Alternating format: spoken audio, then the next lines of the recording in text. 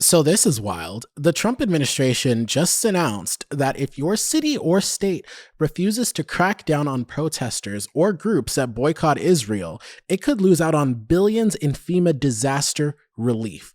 Let me say that again. Life-saving federal disaster money meant for floods, wildfires, hurricanes, even terrorism response is now being tied to your stance on Israel. Under new DHS rules, over 1.9 billion in FEMA funds will require cities and states to certify they're not boycotting Israeli companies in any way, shape, or form. This applies to 11 major FEMA programs, including the Urban Area Security Initiative, which helps cities like New York, LA, and Houston prepare for everything from natural disasters to cyber attacks.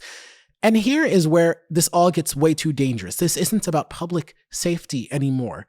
It's now about politics.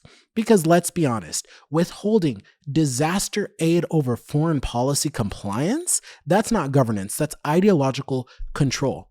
What happens if a city like Oakland or Chicago supports a local organization that boycotts Israeli products or simply refuses to sign the pledge? Do they just lose emergency funding as well? This isn't a hypothetical. The ACLU already warned that these kinds of loyalty tests violate the First Amendment, and legal scholars are already calling it a dangerous politicization of public safety. Public safety, and keep in mind that over 30 states already have anti-BDS laws on the books, so this new FEMA rule isn't just redundant.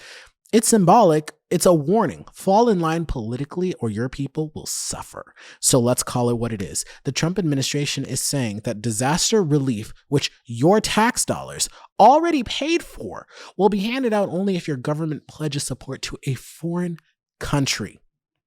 What happened to America first? Because this feels a lot like Israel first.